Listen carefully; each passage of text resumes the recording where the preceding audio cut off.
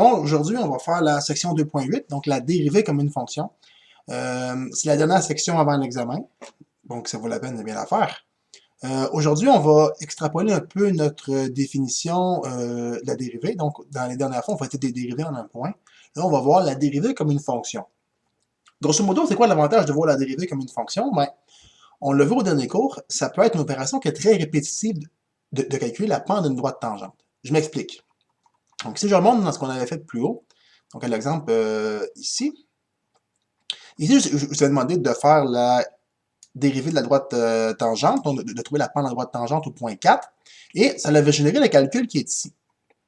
Maintenant, si je pose la même question, mais au point 5, mais qu'est-ce qui se passe? Bien, on est obligé de refaire tout le même calcul, mais en changeant le 4 ici pour un 5. Puis là, si je vous demande encore une fois de changer le x pour 6 maintenant, mais il faut refaire tout le maudit calcul pour 6. Fait que ce qu'on va faire aujourd'hui, c'est qu'à la place de le faire pour le point 4 en particulier, on va le faire directement pour x. C'est-à-dire, on ne va pas présupposer de valeur, on va le calculer pour n'importe quelle valeur de x. Fait en même temps, à une fonction, on va calculer toutes les pentes de droite tangente d'un seul coup, et au lieu de nous donner une valeur qui est la pente de droite tangente, ça va nous donner une fonction qui donne la pente de droite tangente. Et c'est en fait ce qu'on va faire. Donc, on va calculer la dérivée de f de x en x égale à 2, et il s'agit juste de, dans la définition de la dérivée, au lieu de le faire en un point particulier, au lieu de le faire au point A, on le fait tout de suite pour le point x. Ce qui fait que la dérivée de la fonction x carré, donc si je fais x carré avec un prime, donc je vais dériver la fonction x carré, c'est d'appliquer x carré dans la fonction qui est ici. Donc, c'est-à-dire, c'est de appliquer ma définition de dérivée. Là, j'oublie la limite, c'est comme un petit peu important que je mette ma limite, sinon ça ne fait pas vraiment de sens. Et la fonction f, on avait dit que c'était x carré. Et c'était de mettre x plus h dans x carré, donc ça va me donner x plus h au carré, moins f de x, donc moins x carré, sur h. Alors, encore une fois, j'ai encore oublié ma maudite limite. Ça a l'air que je ne prends pas de mes erreurs. Et maintenant, on va résoudre notre limite, mais avec x au lieu de la valeur 4 comme on avait fait la dernière fois. Donc, je vais limite quand h tend vers 0. Je vais tout de suite ouvrir mon x plus h au carré, là, mais rappelez-vous que c'est une distribution, là, c'est x plus h fois x plus h, fait que c'est une distribution comme ça. Là. Grosso modo, si je l'ouvre d'un coup, ça va me donner x carré plus 2xh plus h carré, moins x carré, sur h. Et là, magie, les x carrés, ils s'annulent. J'ai oublié un petit h ici, bougez pas. J'ai oublié un petit h. Donc ça, c'est le numéro où j'oublie tout, ça a l'air. Donc la limite quand h tend vers 0 de 2xh plus h carré sur h. Je peux mettre un h en évidence. La limite quand h tend vers 0, je mets un h en évidence ici. 2x plus h sur h. On simplifie les h comme ça. Et il va me rester la limite quand h tend vers 0 de 2x plus h. Et mon h tend vers 0, donc ça va me faire 2x plus 0. Et ça va donc me donner 2x. Qu'est-ce que c'est ça, 2x? On vient de calculer ensemble que la dérivée de la fonction f, c'est 2x. Au dernier cours, dans la dernière vidéo, là j'ai écrit encore tout croche, on vient de calculer que la dérivée, c'est 2x. Au dernier cours, on était intéressé à calculer f' de 4. Ben, pour calculer f' de 4, maintenant, on a juste besoin de mettre notre 4 dans notre 2x. Donc, ça va me donner 2 fois 4 est égal à 8. Et c'est ce qu'on avait obtenu au dernier cours. Et maintenant, si je veux calculer f' de 5, j'ai juste à mettre 5 dans ma dérivée. Donc, 2 fois 5, ça me donne 10. Si maintenant, je suis intéressé à le faire en f' de 6, 2 fois 6, ça me donne 12. Et je viens de calculer 3 pentes de droite tangente en quelques secondes. Parce que, au lieu de le faire en un point particulier, je l'ai fait en une variable, donc en x, et j'ai calculé toutes les pentes de droite tangente d'un seul coup. Donc, c'est quoi l'avantage d'utiliser cette méthode-là? Bien, si on a plusieurs points à calculer, c'est une méthode qui est beaucoup plus rapide. Donc, grosso modo, ça, c'est la fonction x carré. Puis 2x, ça, c'est la fonction qui donne les pentes de droite tangente à cette fonction-là. Fait que si vous voulez connaître la pente de droite tangente au point 1,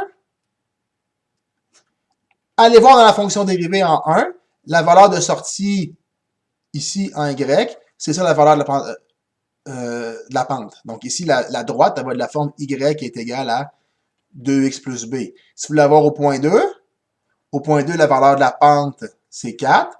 Donc si vous allez voir la droite tangente ici, la pente va être de 4, donc la droite elle va être de la forme y est égale à 4x plus b. Donc allez voir les coordonnées en y à cette fonction-là, ça donne les pentes de la droite tangente à la courbe à côté. Voilà. Prochain exemple, on va calculer la dérivée de la fonction 1 sur x. Au dernier cours, on l'avait fait dans un point particulier. On l'avait fait au point exactement, là, si on vient ici, on l'avait fait au point 3, et ça nous avait donné moins 1 neuvième. Donc ici, je vais le calculer au point x. Donc, je vais aller chercher la dérivée de la fonction 1 sur x. Je vais utiliser ma définition, la limite quand h tend vers 0. Ma fonction, c'est g.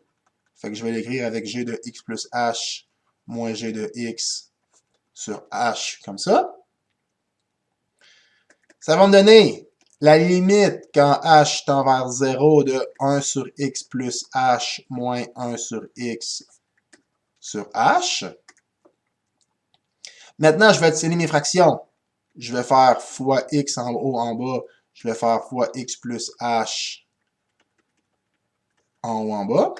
Comme ça. Ça va me donner la limite quand h tend vers 0. Au numérateur, je vais avoir x moins x plus h sur x plus h fois x, tout ça sur h. Et là, je vais être exprès de ne pas l'écrire juste pour montrer l'erreur que vous faites souvent. Là. N'oubliez pas, c'est moins toute la parenthèse ici. Donc, vous avez absolument besoin d'une parenthèse là. Donc, je l'ai mis en rouge pour qu'elle ressorte bien. Ensuite, la limite quand h tend vers 0. Ici, mon moins se distribue, ça va faire moins x. Donc, ce x-là va aller canceller ce x-là, grosso modo. Et il va me rester ici moins h. C'est le moins ici qui va se distribuer sur le h. Donc, au numérateur, je vais avoir moins h. Divisé par x fois x plus h. Puis ici, j'ai ça divisé par h. h, c'est comme h sur 1. Donc, je vais aller multiplier par la fraction inverse. C'est quoi l'inverse de h sur 1? L'inverse de h sur 1, c'est 1 sur h. Comme ça. Et on peut simplifier les h de cette façon-là. On arrive à la limite quand h tend vers 0 de moins 1 sur x plus h, de la façon suivante. Maintenant, j'ai éliminé mon méchant, j'ai éliminé ce qui faisait ma division par 0. Je mets mon h qui tend vers 0 là-dedans, ça va me donner moins 1 sur x plus 0. Remarquez que j'ai arrêté d'écrire ma limite parce que j'ai remplacé la valeur de la limite dans la fonction. C'est à ce moment-là que j'arrête d'écrire ma limite. Et ça va donc me donner moins 1 sur x2. Juste par vérifier qu'on a la bonne réponse, f' de 3, c'est ce qu'on avait calculé la dernière fois. Si je mets 3 dans ma fonction dérivée, ça va faire moins 1 sur 3 au carré. Et ça me donne moins 1 neuvième, la même réponse que la dernière fois. Mais là, si je devais maintenant calculer en 4, en 5, en 6, en 7, en 8, j'ai juste à remplacer dans la fonction moins 1 x2. Et c'est cette fonction-là ici qui me donne les pentes de droite tangente à la fonction 1 sur x. Maintenant, exercice, je vais vous demander de calculer la dérivée de la racine de x. Il y a juste un petit bug dans mes notes de cours. Je n'ai pas laissé d'espace pour que vous le calculiez. Je m'en excuse. Faites-le sur une forme mobile, je suis désolé, mais moi, je me suis rajouté une page dans mon PDF. Là, mais vous autres, vous êtes obligés de le faire sur une forme mobile. Donc, essayez-le, arrêtez la vidéo. Quand vous êtes prête, repartez la vidéo. Donc, voici la correction. On veut calculer la dérivée de racine de x. Donc, on veut calculer les limites quand h tend vers 0. Ma fonction, c'est h. Donc, ça fait un peu de notation de merde d'avoir mis h, mais ça va faire h x plus h moins h de x sur h. Là, c'est un peu gossant, là, parce que ce h-là puis ce h-là, c'est pas la même chose. Là. Ça, c'est lui, ici, c'est la fonction. Puis lui, c'est ce qui tend vers 0. Là. Fait que c'est un peu dégueulasse comme notation, mais ça veut quand même dire ce que ça veut dire. Donc, la limite quand h tend vers 0, ça va me donner la racine de x plus h moins la racine de x sur h. C'est important que vous soyez capable de remplacer correctement ici. Là. Si vous avez de la misère là, ici à faire, pratiquez-vous. Puis si vous avez encore de la misère malgré le fait que vous êtes pratiqué et que vous ne comprenez pas, prenez rendez-vous avec moi là, pour que vous compreniez bien ça. C'est le nerf de la guerre ici. Si vous n'êtes pas capable de remplacer convenablement dans votre fonction, votre x plus h, vous allez toujours avoir mal dans les dérivés. Fait que faites pas ça. Si vous avez de la misère, prenez rendez-vous avec moi, je vais vous l'expliquer comme il faut. Donc, on arrive à ça ici comme limite à simplifier. Puisque c'est une racine, évidemment, on va devoir conjuguer.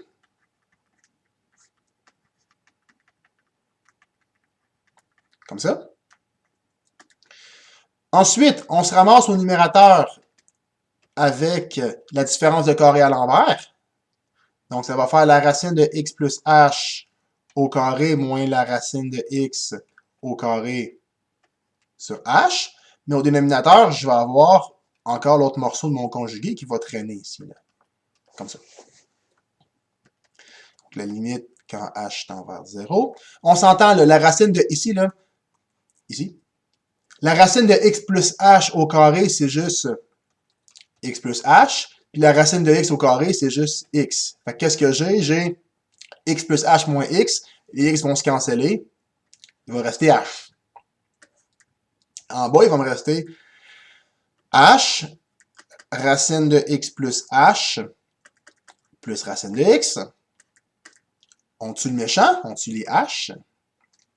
Et il va me rester égal la limite quand h tend vers 0 de 1 sur la racine de x plus h plus la racine de x. Maintenant, vu que j'ai tué mon méchant et que j'ai enlevé la division par 0, je vais mettre mon h qui tend vers 0 dans ma fonction. À ce moment-ci, j'arrête d'écrire ma limite parce que j'ai remplacé. Très important. X plus 0, ça va me donner 1 sur racine de x plus racine de x. Puis racine de x, ça fait 1 sur 2 racine de x. Et ça, c'est ma fonction dérivée. Et juste pour contre-vérifier, pour vous montrer qu'on ne s'est pas trompé, on va retourner voir au dernier cours. Au dernier cours, on avait calculé ici. On avait calculé au point x égale à 4, puis on avait obtenu un quart. Si on le remplace ici, si on le calcule, donc si on fait f' de 4, ça va donner 1 sur 2 racine de 4. Racine de 4 ici, ça fait 2. Pas plus ou moins 2 parce que c'est une fonction, c'est la fonction f, donc ça fait juste la partie positive. Puis 2 fois 2, 4, on arrive bien à 1 quart. Donc on ne s'est pas trompé, on a la même réponse qu'au dernier cours. Ce qu'on fait aujourd'hui est conséquent avec ce qu'on faisait avant, ce qui fait bien du sens en fait. OK. Tracé de graphique de la dérivée. On a vu que maintenant, quand on dérive, la dérivée devient aussi un graphique, c'est aussi une fonction. Fait qu'on va se poser la question, si j'ai le graphique de ma fonction, est-ce que je peux, à main levée, tracer le graphique de sa dérivée? Et la réponse est oui. Pour arriver à faire ça, je vais avoir besoin d'un petit théorème. Donc, on va regarder quelque chose ici dans l'exemple qui est ici. On va regarder le signe de la dérivée versus la croissance de la fonction. On va regarder ça, c'est assez simple, vous allez voir, ça a l'air compliqué de la façon que je l'ai dit, mais c'est vraiment pas compliqué. Regardez bien. La dérivée au point A. Donc, puisque ma droite est de même, ça veut dire que la pente de la droite est négative, donc que la dérivée est négative. Donc, la dérivée à ce point-là, elle est négative, et la fonction, elle est croissante ou décroissante? Elle est décroissante. Au point B, la dérivée est positive ou négative? C'est 0 ici la dérivée, puisque ma droite tangente est horizontale. On va dire dans ce cas-là que c'est 0, puis là, j'ai un min. Au point C. Au point C, ici, ma droite est de même, donc la pente, elle est positive, donc le signe de dérivée est positif, et ma fonction, elle est croissante. En D, comme j'ai dit tantôt, le signe, c'est 0, et c'est parce qu'on a un max. Au point E, ma dérivée, si je la trace, clairement, elle est négative, ma fonction est décroissante. Puis ici, on est croissant, puis ma dérivée, elle est positive. Donc, qu'est-ce qu'on remarque? Quand ma dérivée, elle est négative, ma fonction, elle est décroissante. Et quand ma dérivée, elle est positive, ma fonction est croissante. Et ça, c'est toujours vrai. On pourrait faire la démonstration de ça, mais j'ai besoin de quelque chose qui s'appelle le théorème de l'accroissement fini. C'est quelque chose que vous voyez en intégrale, mais nous, on regarde pas en calcul différentiel. Donc, on pourra faire la vraie démonstration de ça plus tard, mais quand on y réfléchit un petit peu, c'est assez logique. Donc, si la dérivée d'une fonction est positive, donc dans le cas du C ou dans le cas du F, alors la fonction est croissante en ce point. Et si la dérivée d'une fonction est négative, donc là, je suis en train de vous parler au point A et au point E, donc quand la dérivée est négative, alors la fonction est décroissante en ce point. Et si je vous dis si la dérivée d'une fonction est nulle en un point A, alors, là, probablement que vous pensez chez vous, ben, on a un max ou un min, mais pas toujours. On a des cas bizarres, du genre celui-là, où est-ce que ma dérivée, elle est nulle, mais j'ai ni un max ni un min. Fait que c'est pas garanti qu'on a un maximum ou un minimum que la dérivée soit nulle. Il y a des points gossants ici, là, qu'on appelle un point d'inflexion, qu'on verra plus tard au chapitre 4, je pense. Ou un point d'inflexion, c'est un endroit où la dérivée vaut 0, mais ce n'est ni un max, ni un min. Fait que si la dérivée de la fonction est nulle, alors, moi j'écris bien que c'est un peu bizarre comment c'est écrit, là, mais j'aime bien le faire comme ça, même si c'est pas syntaxique. Donc, alors, rien en ce point. On peut rien conclure, on peut pas dire que c'est un max et un min à cause des maudits points d'inflexion. Fait que ce qui est important ici, c'est de voir que quand ma dérivée est positive, ma fonction est croissante. Quand ma dérivée est négative, ma fonction est décroissante. Et grâce à ça, je suis capable d'aller faire l'esquisse du graphique, la dérivée d'une fonction. On va aller le faire tout de suite. Donc, l'exemple qui est ici, ça. On va aller tracer le graphique de la dérivée. Pour vous montrer, je vais faire une petite animation en GeoGebra. OK. Allons voir ici. Il y a un point où c'est super facile d'aller trouver la valeur de la dérivée au maximum. Soyez d'accord, au maximum, la dérivée vaut 0. Fait que, ici, la dérivée, à cet endroit-là, elle vaut 0. Donc, le graphique de sa dérivée, elle vaut 0 ici. Donc, je vais l'activer, dérivée, je vais le fermer comme ça. Et qu'est-ce que j'ai fait? J'ai rajouté un petit point rouge ici pour vous dire, à ce point-là, la dérivée de cette fonction-là, ça vaut 0. Si j'avance un petit peu ici, comme ça, qu'est-ce qui se passe? La dérivée, elle est négative. Donc, qu'est-ce qui se passe? Ma fonction, elle est en train de descendre. Donc, on voit que la droite, elle se promène, là. Ça fait négatif, négatif, négatif, comme ça. Donc, elle devient toujours de plus en plus négative parce que l'angle est toujours en train de pencher comme ça. Ça veut dire que ma fonction descend, descend, descend. Regardez bien, quand je fais dériver, là, le point rouge va s'activer, regardez bien ça. Ça descend, ça descend, ça descend, ça descend, ça descend, parce que ma dérivée devient toujours de plus en plus négative, donc la valeur de la dérivée descend, descend, descend, descend, descend, descend, jusqu'à à peu près ici, grosso modo. Okay? À partir d'ici, qu'est-ce qui se passe? La droite, regardez, elle recommence à remonter comme ça. Ça veut dire que là, elle revient proche de 0, puis elle fait ça comme ça. Donc ça, c'est toutes les valeurs des dérivées. Donc je suis parti ici, je descends, je descends, je descends, je descends. À peu près ici, je recommence à remonter, puis ma dérivée remonte, et elle se rapproche de 0. De l'autre côté, quand je suis ici, quand je m'en vais de l'autre côté, qu'est-ce qui se passe? Ma fonction ici, elle est positive. Non, pas ma fonction, mais ma droite, elle est positive, donc ma dérivée est dans l'autre sens, comme ça. Et là, c'est positif, toujours de plus en plus positif, jusqu'à peu près ici, là, grosso modo, là, regardez ici, c'est à peu près constant ici, ma droite, là. Puis quand je continue à descendre, à regarder, oups, elle repenche tranquillement, donc là, ça rediminue, ça rediminue, ça rediminue, ça rediminue, ça rediminue, ça rediminue, et ainsi de suite. Ce qui fait que c'est à ça que ça ressemble, le graphique de la fonction dérivée. Okay? Comment qu'on va être capable de faire ça sans un outil comme GeoGebra? Vous allez voir, c'est pas si compliqué que ça. Il faut juste faire quelques exemples pour se pratiquer. Donc, grosso modo, ici, le graphique de la dérivée, là, on a vu grâce à l'animation, ça va ressembler à une affaire de même. Donc, ça va faire ça comme ça, comme ça. Et c'est une esquisse du graphique, hein? C'est pas exactement la bonne affaire, là, mais ça ressemble à peu près à ça. On va aller faire l'exemple qui est ici. Okay? Maintenant, à quoi va ressembler le graphique de cette fonction-là? Si vous vous mettez ici, d'accord? C'est quoi le graphique de la dérivée? Le graphique de la dérivée, ben, si vous mettez ici, la droite tangente, c'est quoi? Si je la trace, ben, elle est confondue à ma droite. n'est-ce pas? Et quelle est la pente de la droite? Mais quand je me tasse de 1, je descends de 1, donc c'est une pente de moins 1. Si je me mets ici, mais c'est la même droite tangente, fait que j'ai aussi une pente de moins 1. Si je me mets ici, j'ai encore la même droite tangente et c'est encore la même pente, fait que j'ai encore une pente de moins 1. Donc, dans ce cas-ci, ma dérivée, c'est la fonction constante moins 1. OK. Exercice. Là, c'est la première fois que vous le faites. Vous allez trouver ça dur, je vous le dis. Okay? Commencez par aller placer les points qui sont faciles à placer. C'est quoi les points qui sont faciles à placer? C'est les maximums puis les minimums. Alright? Donc, allez placer les valeurs de vos maximums et de vos minimums, qui devraient être 0. Puis après, si votre fonction est décroissante, votre dérivée est négative. Puis si votre fonction est croissante, votre dérivée est positive. Essayez d'aller tracer le graphique de la dérivée. Je vous le dis, vous allez avoir de la misère. Quand vous allez être à peu près confiant de comment faire, regardez la vidéo, puis je vais vous l'expliquer. Donc, go! Comment qu'on fait? Là, je viens de vous le dire.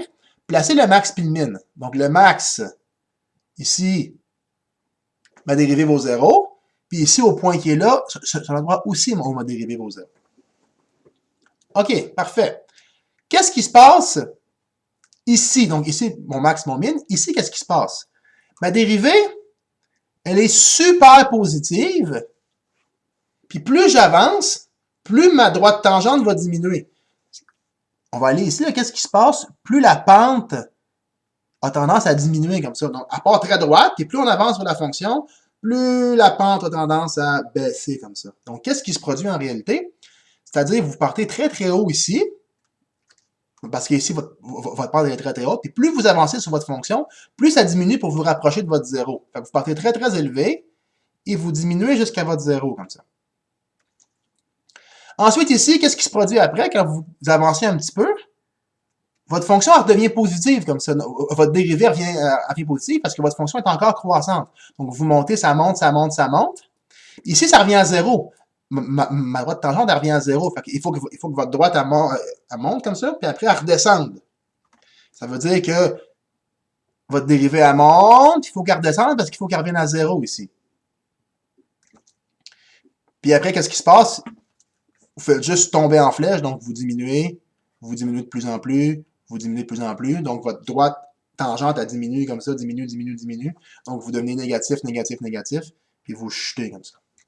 Fait que grosso modo, c'est à ça que ça ressemble, votre fonction dérivée. Si vous avez de la misère avec ça, c'est en ce moment où vous êtes un peu flabbergasté par mon explication. Il y a des exercices là-dessus dans votre cahier. Essayez-les. Si vous avez de la misère, prenez rendez-vous avec moi, on va regarder ça. C'est important, cette notion-là, d'être capable de voir c'est quoi le graphique de la dérivée à partir du graphique de la fonction. Donc, n'hésitez pas à me prendre rendez-vous avec moi, je suis là pour vous aider. Hein?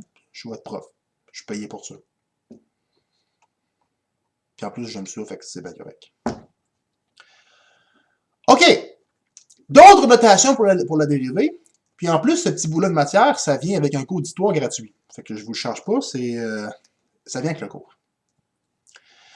Donc, en calcul différentiel, il existe deux notations pour la dérivée. Il y a la notation que je vous ai montrée, la notation qui est f', puis il y a la notation avec des espèces de d comme ça. Pourquoi il y a deux notations en calcul différentiel? Parce qu'il y a deux inventeurs, si on peut dire, du calcul différentiel. Un que vous connaissez très bien, qui s'appelle Newton. Vous avez déjà entendu ce nom-là, je suis garanti, sinon je ne sais pas quoi vous dire.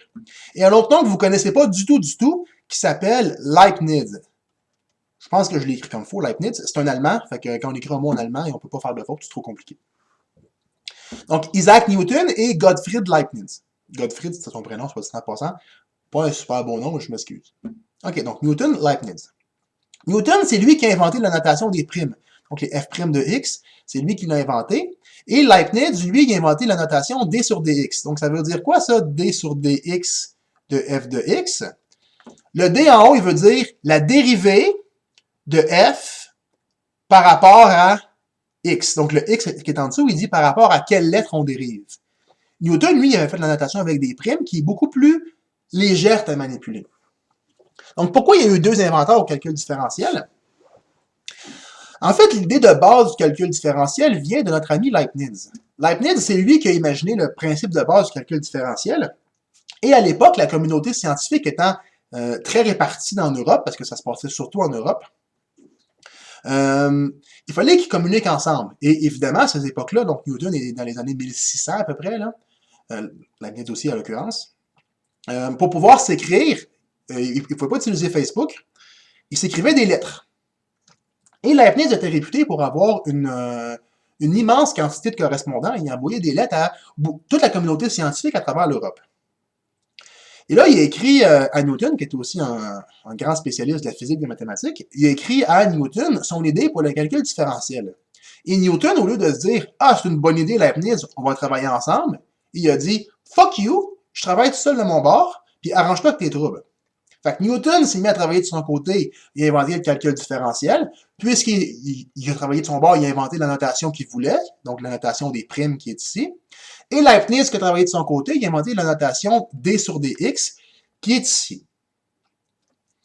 Maintenant, Leibniz, qui a inventé son calcul différentiel, il s'est promené à travers l'Europe, à travers les différentes universités, pour aller présenter à la communauté mathématique son travail sur le calcul différentiel, et tout le monde l'avait trouvé absolument génial. Et quand il s'est pointé en Angleterre où est-ce qu'il vivait Newton, quand il a fait sa conférence à l'Académie des sciences, ben les Anglais, ils ont dit Leibniz, c'était rien qu'un voleur, parce que c'est l'idée de Newton, ça. Puis ils ont pris Leibniz, puis ils l'ont mis dehors. Fait que là, Leibniz était fâché. Et ce que ça l'a fait, ça l'a fait que les Anglais ont pris la notation de Newton, et que le reste de l'Europe a pris la notation de Leibniz, parce que le reste de l'Europe considérait que c'est Leibniz qui avait inventé le calcul différentiel. Et c'est un peu drôle dans le principe, parce que la notation de Leibniz, elle est mieux. Pourquoi elle est mieux? Parce qu'on précise par rapport à quoi on dérive. Donc, si je dis d sur du de u fois v plus 6, on sait que là, donc la dérivée de ça par rapport à u, on sait qu'à cause de la notation, que c'est u que la fonction qu'on veut dériver. Si je vous dis la dérivée de uv plus 6', c'est quoi la variable? C'est pas dit. Donc, on ne sait pas par rapport à quoi on dérive. Donc, dans un contexte où on travaille avec plusieurs variables, la notation de Leibniz, elle est beaucoup plus efficace. Et à cause de ça, l'Europe a avancé en mathématiques, mais pas l'Angleterre. Fait à cause je sais pas comment dire, là, mais à cause de la façon de penser des Anglais, ben, ils ont été un petit peu ralentis en mathématiques à cause qu'ils ont pris la notation de Leibniz, de Newton. Nous, dans le cours, on va travailler avec la notation de Newton parce qu'elle est beaucoup plus légère. Mais je présente quand même la notation de Leibniz parce qu'elle a certains avantages qu'on va voir maintenant. Il existe d'autres façons d'écrire la notation de Leibniz. Souvent, on écrit ça comme ça, là, y est égal à f de x. Fait qu'au lieu d'écrire df de x sur dx, donc ce qui est écrit ici, on écrit parfois dy sur dx. Et ça, dy sur dx, ça devrait vous faire penser à une autre notation, en fait une autre formule qu'on connaît, qui est delta y sur delta x. Les deux se ressemblent quand même énormément. Là. On peut pas dire qu'ils sont égales, là, ça c'est pas vrai. Là. Mais ils se ressemblent beaucoup les deux. Et c'est quoi le lien entre les deux notations? En fait, ça exprime exactement la même chose quand ils ont réfléchi. Ça, c'est le calcul pour une pente. Et ça, c'est le calcul pour une pente de droite tangente. La différence, c'est que ça, c'est un triangle, delta, la lettre grecque, puis ça, c'est un d, la lettre qu'on est habitué. Et c'est quoi la différence? Donc, le delta ici, ça veut dire la variation. Donc, delta y, ça veut dire la variation des y. Puis c'est quoi le d? Qu'est-ce qu'il veut dire? Il veut dire variation infiniment petite des y. D'où l'idée du calcul différentiel, où est-ce que ma variation des y, elle est très petite. Donc, justement, le delta y sur delta x, ça veut dire variation des y sur variation des x. Puis dy sur dx, ça veut dire variation infiniment petite des y sur variation infiniment petite des x, qui est aussi un calcul de droite, de pente de droite, mais cette fois-ci, infiniment petit. Voici pour le cours d'histoire. Maintenant, comment on fait pour préciser avec la notation de Leibniz en quel point on veut dériver? On fait juste mettre grande barre, x égale au point qu'on veut dériver. Donc, en x égale à a, ça veut dire la même chose que f' de a. Ça, c'est utile avec notre amie la calculatrice. On peut dériver avec la calculatrice, exemple, ici. Si vous cliquez sur votre bouton rouge où est-ce qu'il y a les limites, où est-ce qu'il y a les matrices en algèbre linéaire, vous avez une petite fonction ici qui est la dérivée. Et la calculatrice utilise la notation de Leibniz. Pourquoi? Parce qu'elle est mieux. Parce qu'on peut préciser par rapport à quoi on dérive. Fait que ce que vous mettez en bas, c'est par rapport à quoi vous dérivez. Ce que vous mettez ici, c'est la fonction que vous voulez dériver, x carré parce qu'on l'a déjà fait. Puis quand vous faites Enter, ça vous dit 2x, la réponse tout de suite. Si vous voulez dériver en un point, il faut rajouter une grande barre, qui veut dire en mathématiques, là, la grande barre qui est ici, ça veut dire tel que. Donc, calculatrice. Grande barre, tel que x est égal à, on va dire 4, parce qu'on savait que les réponses étaient 8, là. Donc, x est égal à 4, et la calculatrice, ça nous dit 8. Donc, on peut dériver avec la calculatrice de cette façon-là. Et notre calcul, elle utilise la notation de Leibniz parce qu'elle précise justement par rapport à quoi elle dérive. Et c'est pratique de dire à la calculatrice par rapport à quoi on veut dériver, elle ne peut pas le deviner. Mais comme je l'ai dit, je le répète, dans le cours, 99,998% du temps, on utilise cette notation-là parce qu'elle est moins lourde. Puis quand on commence à faire du calcul différentiel, c'est pratique de ne pas avoir une grosse notation, d'avoir quelque chose de petit, de simple, les primes. C'est parfait.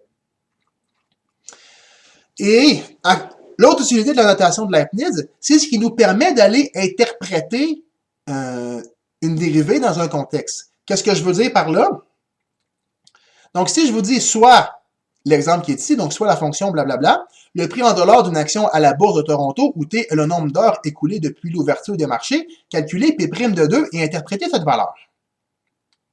Donc, comment faire pour aller interpréter une dérivée dans un contexte où c'est pas de la vitesse? Ben, c'est justement la notation de Leibniz qui va nous apporter une petite subtilité pour aller chercher l'unité de la dérivée. Donc là, pour sauver du temps, je vais le calculer avec la calculatrice. Donc, je vais dire la dérivée par rapport à t, parce que ma variable dans mon problème ici, c'est t, et c'est moins 0.025 t carré plus 42. Et nous, on veut l'interpréter au point t égale à 2. Fait on va se dire un tel que, comme ça, t égale à 2. Comme ça. Donc, ça fait moins 0.1. Donc, P' de 2 est égal à moins 0.1. Qu'est-ce que c'est que ça veut dire? Pour arriver à interpréter un chiffre, on a besoin des unités. Qu'est-ce que je veux dire par là? Si je vous dis, l'autre jour, je suis allé à la pêche, puis j'ai pêché un poisson, il mesurait 25, ça veut rien dire. Si je vous ai dit, il mesure 25 mm, vous avez pogné un méné. Si je vous dis, vous avez pogné 25 cm d'un poisson, c'est pas pire. Si je vous dis, vous avez pêché un poisson qui mesure 25 mètres, vous avez pogné une baleine. Tout ça pour vous dire quoi? C'est les unités qui nous permettent d'interpréter une valeur. Pas d'unité, un chiffre, ça veut fuck all rien dire. Donc la question ici, c'est quoi les unités de ça? Les unités de ça, ben ça le dit avec la notation de Leibniz. C'est les unités des Y divisées par les unités des X. C'est une formule de pente, des Y sur des X. Donc c'est quoi les unités de ça? Donc P de T, c'est le prix en dollars d'une action à la bourse, puis T, c'est le nombre d'heures écoulées depuis l'ouverture des marchés. Fait que les unités des Y, c'est quoi? C'est des dollars. Puis les unités dans X, c'est des heures. Donc ce sont des dollars par heure. Donc moins 0.1 dollars par heure. Comment on interprète ça? On va commencer par quelque chose de facile. 100 km/h. Comment on interprète 100 km/h? Souvent, quand je vous pose la question, vous me dites, ben, ça veut dire je vais à 100 km/h. Ouais, mais vous n'avez rien interprété, vous savez juste répéter le chiffre. Ça veut dire quoi aller à 100 km/h? Regardez bien ça. 100, si je le mets sur 1, c'est la même chose. Ça veut dire, pour une heure, j'avance de 100 km. Ouais. Donc, 100 km/h, c'est ça. Pour une heure, j'avance de 100 km. Donc, moins 0,1 $ par heure, ça veut dire quoi? Si je le mets sur 1, ça veut dire pour une heure, mon action diminue de 0,1 $. C'est bon? Fait que je vais l'écrire en mots là, pour le mettre en dessous. Donc, pour l'interpréter, d'abord, il faut préciser quand ça se passe. Donc, nous autres, c'est à 2. Donc, le P' de 2, ça veut dire quoi, ça? Le 2 ici, ça veut dire 2 heures après l'ouverture des marchés. Donc, c'est pas n'importe quel moment qu'on va perdre 0,1 $. C'est à ce moment-là. À 2 heures après l'ouverture des marchés, c'est mon P' de 2 qui vient de dire ça. Il faut préciser ça. Donc, 2 heures après l'ouverture des marchés, 1 heure de plus. Donc, ça, c'est après 1 heure. Donc, 1 heure de plus fera diminuer l'action de 0,1 $, c'est-à-dire 10 cents. Bien. Donc, quand on interprète dans un contexte une dérivée, il faut dire quand on interprète notre dérivée. Donc, ça, c'est là ici, là, 2 heures après l'ouverture des marchés. Ça, c'est quand notre taux, on l'interprète. Il faut dire de combien, donc de combien ça va diminuer. Donc, l'action va diminuer de 0,1 $. Donc, ça, c'est combien. Puis, il faut dire comment. C'est-à-dire, est-ce que ça va diminuer ou ça va augmenter? Donc, quand on va interpréter, il faut dire quand ça se passe, comment ça se passe, est-ce que ça monte ou ça descend, puis de combien. Ça monte de 0,2, 0,1000, d'une pièce, 3 pièces, 5 pièces, 10 pièces, ou ça, ainsi de suite. Et il y a autre chose de très important qu'il faut regarder, c'est 1 heure de plus. La dérivée, là, ça nous renseigne à un moment donné et 1 heure de plus. Dans 2 heures, ça ne veut pas dire que je vais baisser de 10 cents encore, là. Donc, quand je suis ici, ma dérivée, c'est un taux instantané, ça me donne juste pour un petit intervalle aussi précis. Dans 2 heures, est-ce que ça va diminuer de 20 cents? Je ne sais pas. Peut-être que l'action va se mettre à planter super vite. Là, ça va diminuer de plus en plus vite. Donc, c'est juste pour la prochaine heure que ça nous renseigne. Ça ne nous renseigne pas partout. Donc, c'est important de préciser, c'est que c'est pour 1 heure de plus. Donc, pas à toutes les heures. Si vous mettez à toutes les heures, c'est faux. C'est juste pour la prochaine heure que ce taux-là est bon. Parce que la prochaine heure, après P' de 3, ça ne sera pas forcément la même dérivée. En fait, ça va être une autre dérivée. Alright? Donc là, j'ai dit beaucoup de choses importantes ici. On a des petits tableaux synthèse. Donc, quand on veut avoir les unités de la dérivée, c'est les unités des Y sur les unités des X. Ça, c'est facile. C'est écrit ici. Ensuite, comment on interprète la dérivée? C'est ce que j'appelle la règle des QCC. C'est-à-dire quand, comment, combien. Quand on interprète la dérivée, 2 heures après l'ouverture des marchés, comment ça diminue ou ça descend, puis de combien. Donc, c'est quoi l'unité? Qu'est-ce qui fait que ça monte ou ça descend? Donc, ça monte de 0,1 $ ou 10 cents, ça vous tente, là, mais ça monte de 0,1 $. Donc, quand on interprète, ça prend toujours ces trois informations-là. Quand, comment, combien, puis de préciser que c'est pas à toutes les heures, que c'est juste pour 1 heure de plus. Ou selon le contexte, c'est pas forcément des heures au dénominateur, ou selon le contexte, c'est pas vraiment à tout moment, c'est juste à ce moment-là. Donc, exercice, essayez celui-là, après, repartez la vidéo pour voir la correction. Donc, que signifie l'expression f' de 2000 est égal à 100 dans le contexte qui est ici? Le coût d'extraction du nombre de tonnes de minerai de cuivre extrait dans une mine est donné par la fonction C de f de t, où C est en dollars et t est en tonnes. Que signifie l'expression f de 2000 est égal à 100?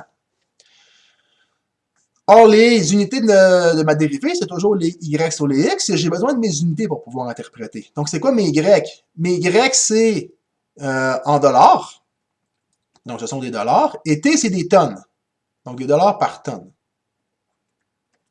Alright? Donc, quand on interprète, ça veut dire une tonne de plus fait augmenter mon coût de production de 100 dollars. Donc, en fait, il manque une chose importante. À 2000 tonnes, donc quand on a extrait 2000 tonnes, quand nous avons extrait 2000 tonnes. Donc ça, c'est le quand. Extraire 1 tonne de plus. Donc, c'est pas à chaque fois qu'on extrait 1 tonne. C'est 1 tonne de plus.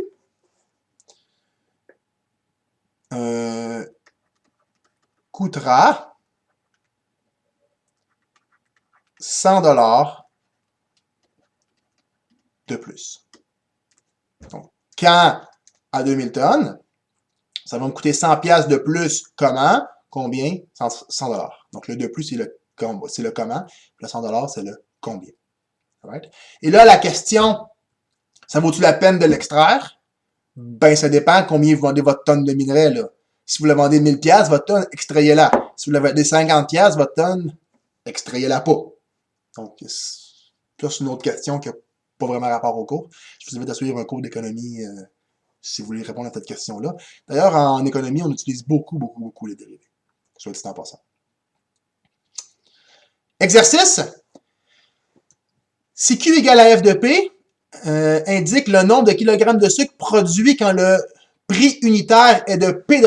Quelle est la signification de F' de 3 est égal à moins 50? D'abord, on va comprendre la question, mais je vous rappelle que c'est un exercice. Hein? Fait qu'essayez-le avant, puis après, vérifiez la réponse. Donc, si Q égale à F de P indique le nombre de kilogrammes de sucre produit. Donc ça, les Y ici, ce sont des kilogrammes. Et P, c'est le prix. Donc, ce sont des unitaires en dollars. Donc, ça veut dire quoi? Ça veut dire 1 $ de plus, ça va faire diminuer ma quantité produite de 50 kg. Et ça, c'est quand mon prix est de 3 $. Donc, quand mon prix est de 3 $, augmenter mon prix de 1 $ fera diminuer ma production de 50 kg. Okay, là, je ne l'ai pas écrit, je l'ai juste dit à l'oral. Vous pourrez écouter la vidéo 12 fois si vous voulez l'entendre. Je fais sûrement un peu de temps, ça fait déjà 42 minutes que je vous parle. Là, à un moment donné, ça fait. La non-dérivabilité de certaines fonctions. Dans la vie, il y a certaines fonctions qui sont pas dérivables en un point. Donc, il existe des points où c'est impossible de trouver une dérivée. L'exemple classique que je peux vous montrer, c'est le cas qui est ici. Donc, le cas x est égal à 1. Ici, on n'est pas dérivable. Pourquoi on n'est pas dérivable? Parce qu'on n'est pas continu. Donc, le fait de ne pas être continu ici, ça empêche ma fonction d'être dérivable. Pourquoi? Parce que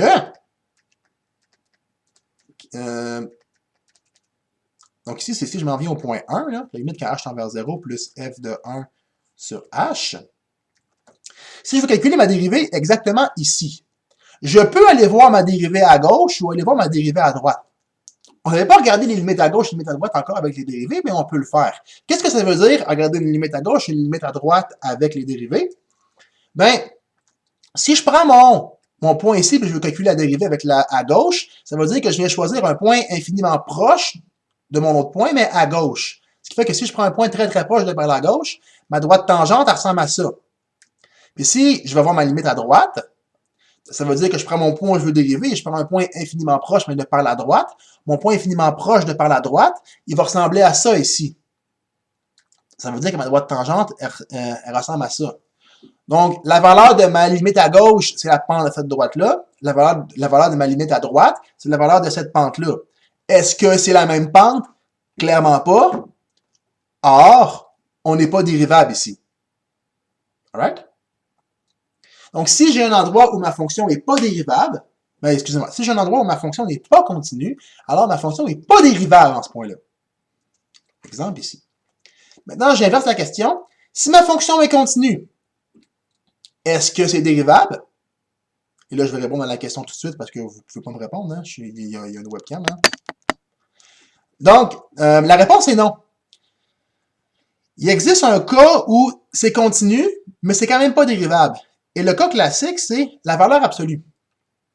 Et c'est le même principe. Si vous vous mettez ici, vous voulez dériver exactement sur l'angle. Si vous prenez un point infiniment proche de par la gauche, donc votre limite à gauche, votre droite tangente ressemble à ça. Et si vous prenez un point infiniment proche de par la droite du sommet, la droite tangente ressemble à ça. Donc, est-ce que mes deux pentes, c'est la même? Clairement pas. Donc, là non plus, on n'est pas dérivable. Donc, deux endroits où mes fonctions ne sont pas dérivables. D'abord, si j'ai des angles, ou si j'ai des discontinuités dans ce style-là, ou dans ce style-là, ou dans n'importe quel autre style, dès que je suis discontinu, non plus, je ne suis pas dérivable. Et là, en temps normal, je fais la démonstration pour vous montrer que ça, c'est pas dérivable, mais cette année, je décide de le sauter parce que.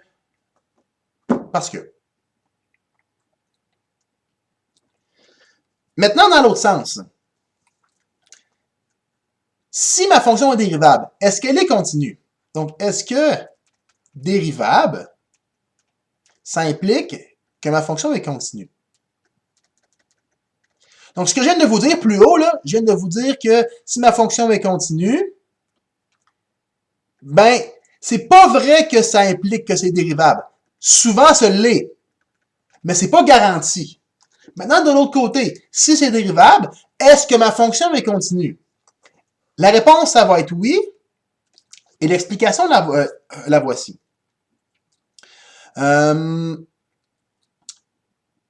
qui est le fun de dérivable, ben, c'est où ça implique la continuité, ou ça ne l'implique pas.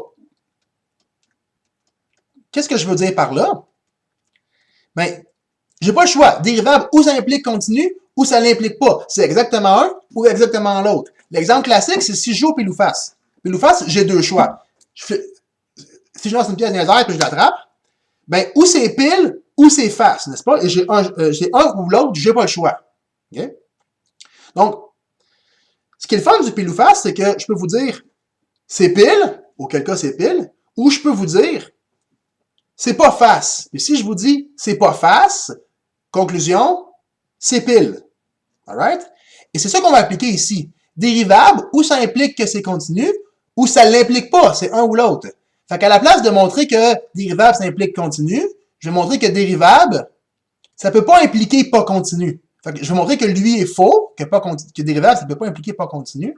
Donc, à l'occurrence, ça va forcément impliquer que ça l'est. Donc, comment je vais faire ça?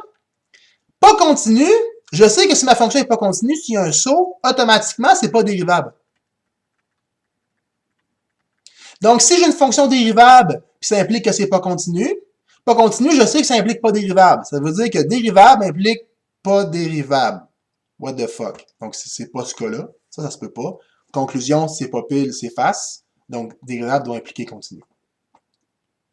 Alright? Donc, si une fonction est dérivable, automatiquement, elle doit être continue aussi. Maintenant, il existe un autre cas de non-dérivabilité, et c'est si j'ai une tangente qui est verticale comme ça. Ça arrive dans certains cas où est-ce qu'il y a des tangentes verticales. L'exemple classique que je peux vous donner, c'est la racine cubique de x. Ça ressemble exactement à ça, en fait, la racine cubique de x. Ici, j'ai une tangente qui est verticale, et puisque ma tangente est verticale, il n'y a pas de pente à une tangente verticale, ça peut pas être, il ne peut pas avoir de valeur de dérivée. Donc, il existe trois cas où est-ce que mes fonctions sont non dérivables. Si j'ai un saut, donc si je ne suis pas continu, s'il y a un angle dans le graphique, ou si j'ai une tangente verticale. Et je rappelle, ma fonction n'est pas dérivable juste à ces endroits-là. Donc, je ne suis pas dérivable ici, mais je suis dérivable partout ailleurs. Dans le cas de l'angle, je ne suis pas dérivable à l'angle, mais je suis dérivable partout ailleurs. Dans le cas de la tangente verticale, je ne suis pas dérivable ici, mais je suis dérivable partout ailleurs. Et finalement, la dernière petite notion du cours, ça fait quand même 48 minutes que je vous parle, fait que c'est peut-être une bonne chose. Ce sont les dérivés d'ordre supérieur. Quand je prends une fonction puis je la dérive, ça me donne une fonction, et il n'y a rien qui m'empêche de redériver ma dérivée. C'est ce qu'on va appeler la dérivée seconde. Puis il n'y a rien qui va m'empêcher de redériver la dérivée de la dérivée. C'est ce qu'on va appeler la dérivée troisième. Puis rien qui m'empêche de dériver 4 fois, puis 5 fois, puis 6 fois, puis 7 fois, puis 8 fois. Puis tout ça, ça fait un sens au niveau physique et au niveau mathématique. Donc, c'est ça qu'on appelle les dérivés d'ordre supérieur. Donc, avec la notation de Leibniz, par exemple, la dérivée seconde, c'est juste que vous mettez 2', parce qu'on dérive 2 fois. Puis avec la notation de Leibniz, c'est vous faites d sur dx de votre dérivée, ou vous venez mettre des petits 2 ici pour dire je dérive 2 fois, puis 2 fois par rapport à la variable x. Donc, pour arriver à calculer la dérivée seconde de x carré, au point x égale à 4, vous avez juste besoin de dériver deux fois. Donc, la dérivée de x carré, on la dérive deux fois. Dérivée de x carré, on l'a déjà faite plus haut dans le cours. En fait, on l'a déjà faite aujourd'hui. On sait que la dérivée de x carré, c'est 2x. Donc, je ne vais pas la refaire. On l'a faite plus haut. Vous pourrez remonter dans la vidéo si vous voulez voir comment on fait. Donc, je le sais. Quand je dérive une fois, ça me donne 2x. Et ensuite, 2x, je vais le dériver une deuxième fois. Donc, ça va me donner quoi? Ça va me donner 2x plus h moins 2x sur h. Et il me reste à résoudre cette limite-là. On distribue. La limite quand h tend vers 0. Là, ici, j'ai appliqué ma définition de la dérivée. Là. Ça va me donner 2x plus 2h moins 2x sur h. On simplifie les 2x. La limite quand h tend vers 0 de 2h sur h. On simplifie les h. Il me reste la limite quand h tend vers 0 de 2. Et là, je mets mon h qui tend vers 0 là-dedans, mais j'en ai pas de h. Fait que le fait de faire h tend vers 0, ça change pas l'expression, ça reste 2. Et donc, si je calcule f'' de 4 là-dedans, ben ça veut dire que toutes les x là-dedans deviennent 4, mais vu que j'ai pas de x, ça veut dire que ça me donne 2. Donc, ça veut dire que la dérivée seconde, ici, c'est 2. Alright? Maintenant, contre-exemple, je vous vois souvent faire ce calcul-là quand vous faites votre dérivée seconde. Mettons, vous vous dites, OK, ben parfait, la dérivée première de x de la fonction au point 4, ça donnait 8, je l'ai calculé en haut. OK, ça me va. Là, souvent, je veux voir dériver 8. Quand vous dérivez une constante, là, ça va toujours vous donner 0. Pourquoi? Parce qu'une fonction constante, c'est 8. Puis peu importe la droite tangente sur votre fonction constante 8, ben, ça va toujours vous donner 0. Donc, quand on calcule une dérivée seconde, c'est toujours à partir de la fonction dérivée. Donc, toujours à partir de la fonction, jamais à partir d'une pente directement. À partir d'une pente directement, ça fait absolument aucun sens. Donc, vous devez passer par les fonctions dérivées quand vous voulez calculer la dérivée seconde, sinon, ça marche pas. Et qu'est-ce que ça veut dire la dérivée seconde? On va faire un petit exemple rapidement sur la vitesse. Donc, si je vous dis que dt, c'est le déplacement de la voiture en kilomètres, alors interpréter d'' de t est égal à 3. Donc, d' de t, on sait que ça, c'est de la vitesse.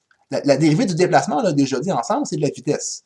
Pourquoi? Parce que les unités des y par les unités des x, ce sont des kilomètres-heure. On le dit, les unités des y, c'est des kilomètres, les unités en x, c'est du temps. Donc, les unités de la dérivée première, ce sont des kilomètres par heure. La dérivée seconde, c'est quoi? C'est la dérivée de ça. Donc, les unités des y, c'est les unités de ma dérivée première. Donc, ce sont des kilomètres-heure. Puis les unités des x, c'est encore des heures.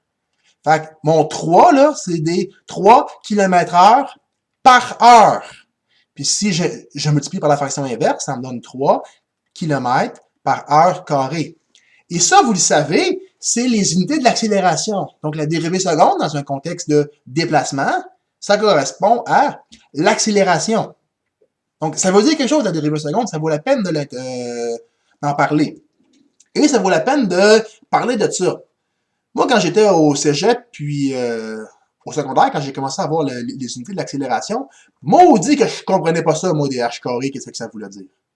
Mais on comprend beaucoup mieux les unités de l'accélération dans la forme ici. Pourquoi? Avant de faire la simplification et de multiplier par la fraction inverse, c'est 3 km/h par heure. Par heure. Donc, si on interprète comment je vous l'ai montré, 3 sur 1, ça veut dire 1 heure de plus fait augmenter ma vitesse de 3 km par heure. Donc, 1 heure de plus fait augmenter ma vitesse de 3 km par heure.